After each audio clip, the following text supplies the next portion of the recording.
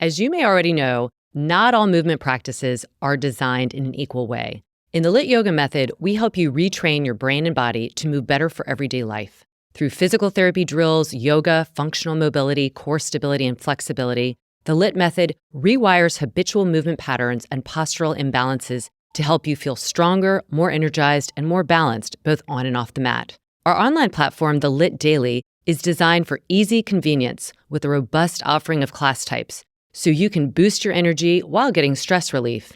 Improved brain wiring means you will move with more ease and efficiency because we teach you the how and why behind movement choices, not just poses for the sake of poses. All movement teachers on the platform are certified by LYT and share a common language, providing education with clear cues that give you the needed reinforcement for enhancing your movement habits. Thousands of students in over 50 countries get LYT to feel more confident, more powerful, and more alive. We offer 2 subscription options for all levels and bodies. The LYT Daily option consists of over 500 classes in our library, with so many categories I can't even list them, but some include short on time, injury prevention, stress relief, and different body parts. There's also a Tuesday and Thursday live class that's streamed on the daily, and there's always a class of the day to help you take the guesswork out of what class to do. LYT Daily members also get 50% off the monthly workshops. The LYT Prime subscription offer has everything in the daily, plus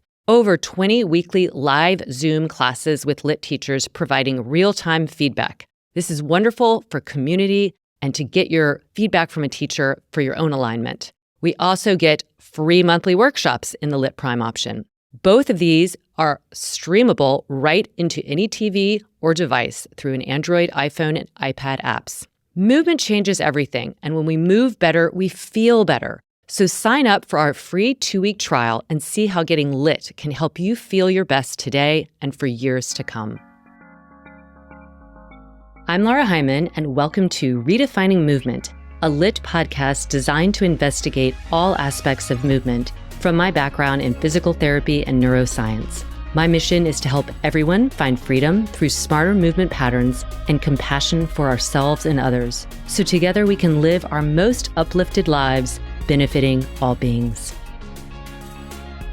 Welcome to Monthly Motivation, my friends. So good to be here. And in light of this month's theme in the LYT world, we're going to delve deep into the concept of pulling into center. That's right, that's our theme this month. So when we say that phrase, pulling into center, I imagine that most of us envision a magnetic field that holds us with this sense of comfort and stability. And that allows the layers and experiences of life to broaden outward. So when we say we're spinning out of control, there's an opposing force, an unraveling, where we lose our footing or our sense of direction. And I think we've all felt that. When we've felt really clear and held into center and pulled ourselves together versus feeling like we might be falling apart or not really knowing where our compass is. First, let's talk about physically pulling into center, because we talk about this in LYT a lot. And it's not the idea of pulling in, as in sucking in or holding or gripping. It's really this idea of drawing inward to find this center, this strength. And so whether it's yoga or movement or even personal decision-making or the way we handle our emotions, finding and maintaining our center is crucial. If you think of something like someone on a tightrope walker, we've probably seen these videos where someone's high up on a tightrope, we're all holding our breath, but the tightrope walker's not holding the breath. They always maintain their balance by keeping their body weight centered, even if there's like some fluctuations, because again, that's like what we talk about. It's not a finite point. It's this area that we feel connected and stable. So in yoga, in Pilates, in martial arts, you'll hear about pulling into our center, often referred to as, quote, engaging your core. And this doesn't just strengthen us, but it ensures alignment, which really helps us prevent injury, recover function, perform at a higher level, and just feel more efficient. Another image that often is used in yoga and other places is a tree. If a tree is to stand tall and also be able to resist strong winds. It has to have deep roots, but guess what? It has a sturdy core. So similarly, when we engage our physical core, it doesn't just aid in our balance and our strength, but it connects us to our intuitive wisdom of how to be able to move and rock and shift with some forces that are on us without losing ourselves. And this physical connection, we talk about it being like the triple S, it really improves our posture and our breathing and overall well-being. And this alignment, of course, extends metaphorically in our lives as well. When we talk about, I feel really centered in my life and in my choices, it's because a centered body often hosts a centered mind. Physical activities that emphasize core engagement have been shown to reduce stress and anxiety. And this illustrates that symbiotic relationship between the physical and mental realms. We know this to be true. We don't need to prove it because we can sense it.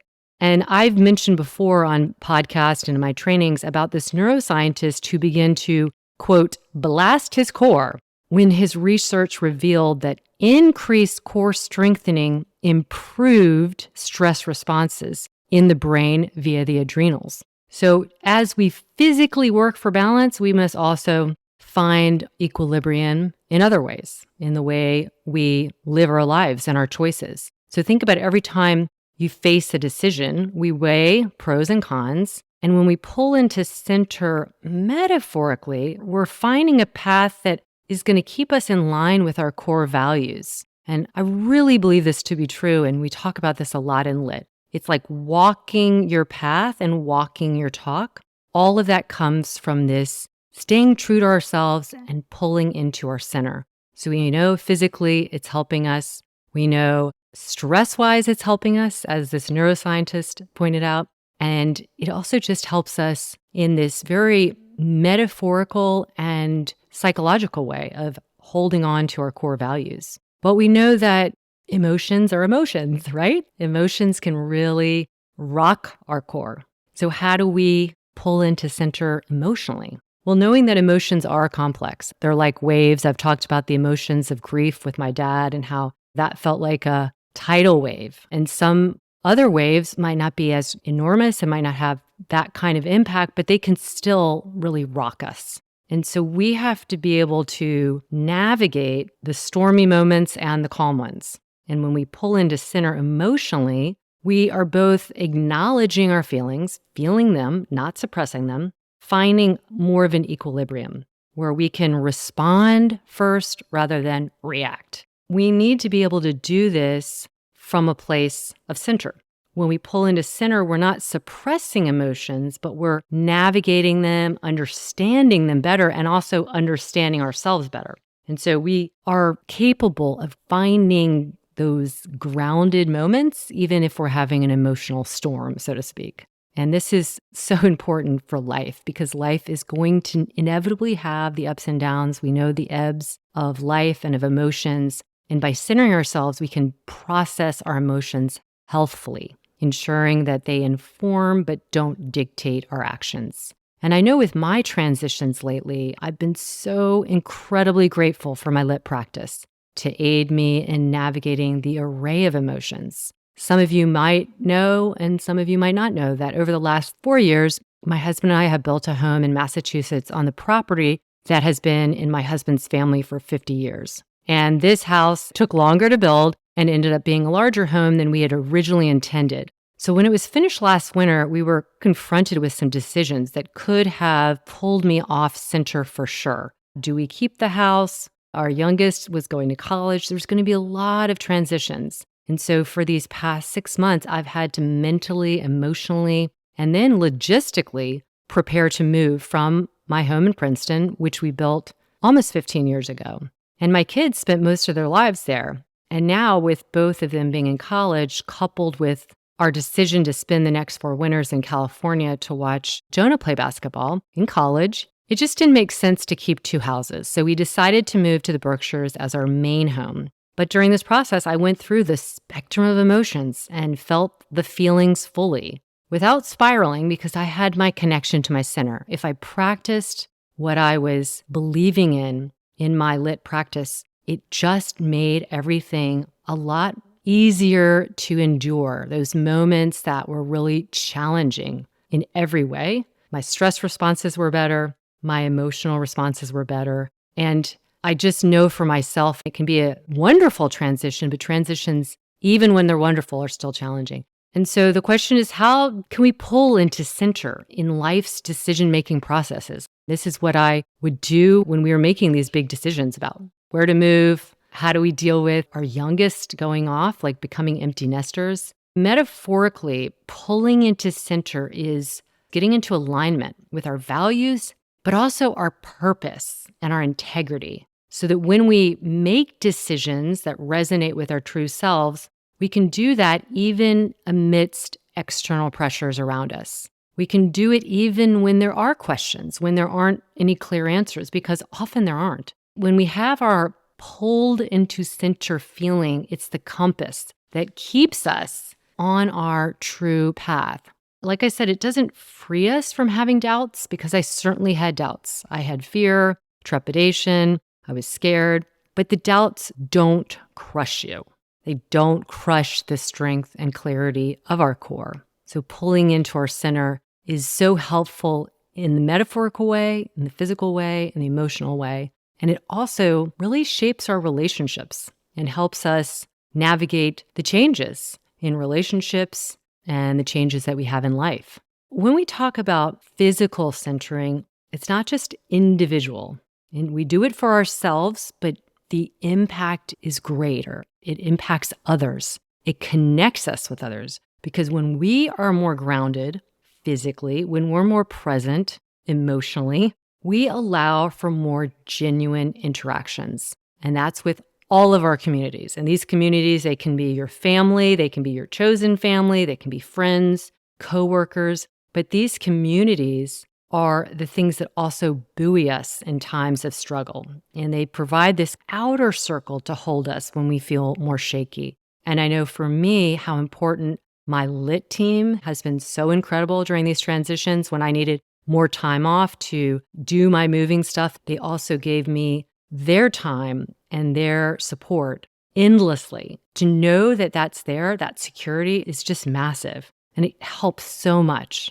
And other communities of any kind, we can all bond over shared activities, shared experiences, and all these things foster a sense of belonging. I see this, and I've witnessed it in our LYT community, how this circle of connection has provided support and understanding to individuals who've struggled both physically and emotionally, whether it was in a teacher training or whether it's in our online community, whether it's in our teaching community. When we're pulled into our own center, we can also be that cornerstone of support, of empathy for others. I've seen that time and time again. So it's like our own pulling in helps everybody around us in our ecosystem. And also, if you've noticed, when people are not as pulled in, a lot of times they are really focused on themselves. And it's really hard to focus or support others, because when we're really in tune with our own emotions and handling them well, we can better resonate with others' feelings, and being able to nurture them in ways that we can't when we're just consumed with our own stuff. This true emotional centering, you see it in people who really have good skills at conflict resolution. So a centered individual is able to approach conflicts with a calmer, more balanced perspective, which really helps to promote harmony and understanding.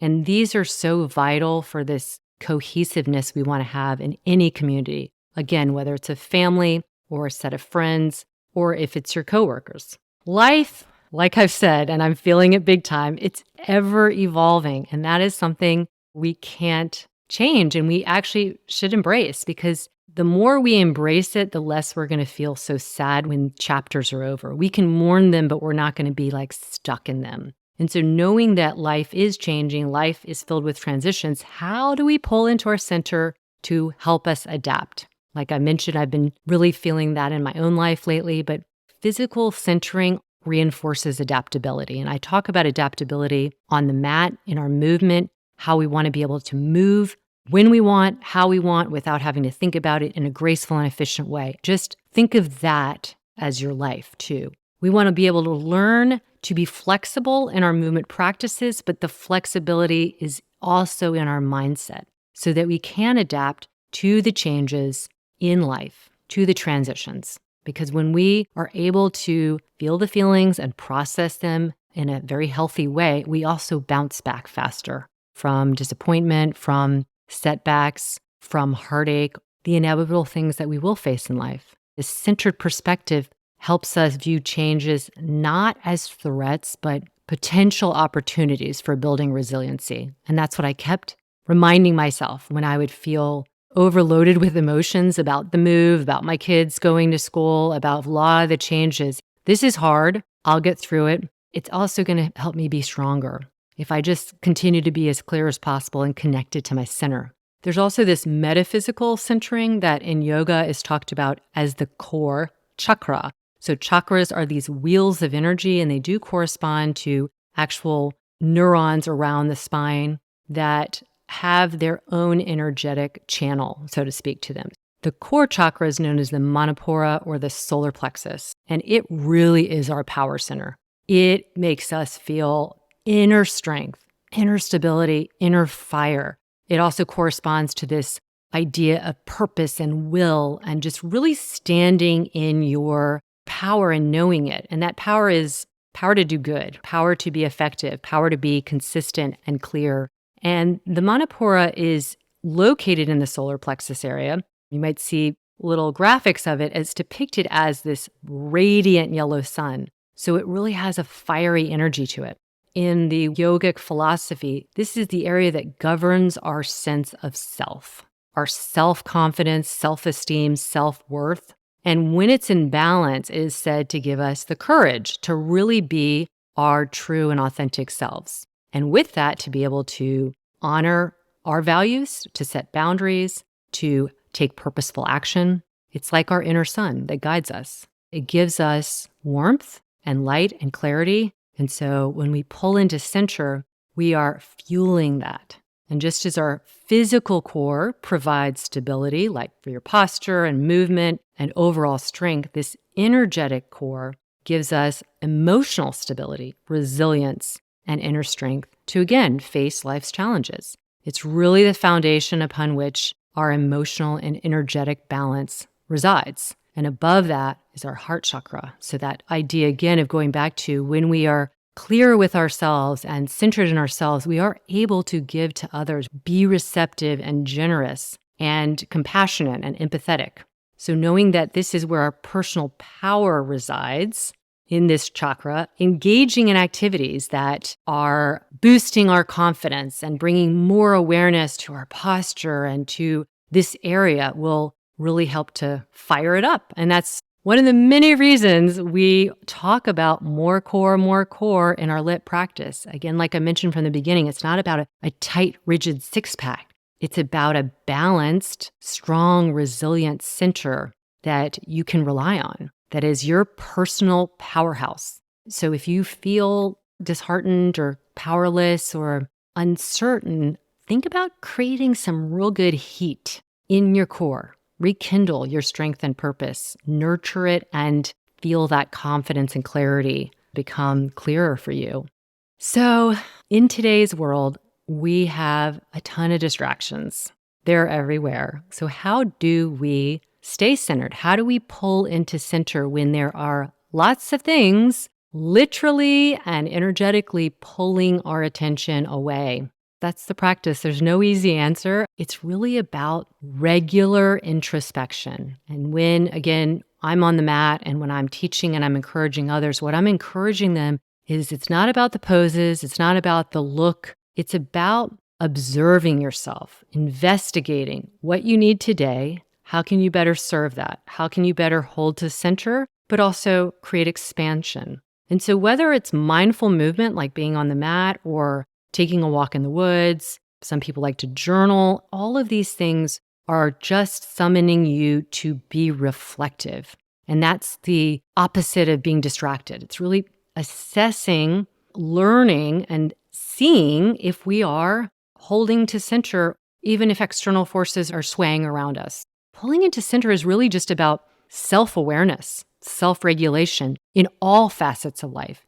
I often say this, and it's so true. The body is the quickest and easiest way to regulate, to become more aware. And if you don't feel like moving, you can also just put your hands on your body. And that's a real tactile way of feeling your center, feeling yourself, bringing it back inward and not being distracted outward. And when we are pulled into center in this spectrum, again, it's not a finite position, it's in this way that we feel whole and strong, we can recognize more quickly when we're off balance. We can understand the why. And then we can make necessary adjustments to realign with our core, with our focus. If anything, I would love to impart that we all need to embrace self-awareness, and we have to practice it daily. Observe yourself in your movement practice, because this is a habit that carries over into your daily life. You start observing your words that come out of your mouth, your choices, your relationships, and understand being centered is a dynamic state. There will be moments of imbalance. We're going to all have that. But when we have the tools and awareness, we can realign quicker. And that's resiliency at its essence. My message and my encouragement to you is find what anchors you. And it could be a passion, a hobby, a movement practice, and then find loved ones who anchor you, that community aspect.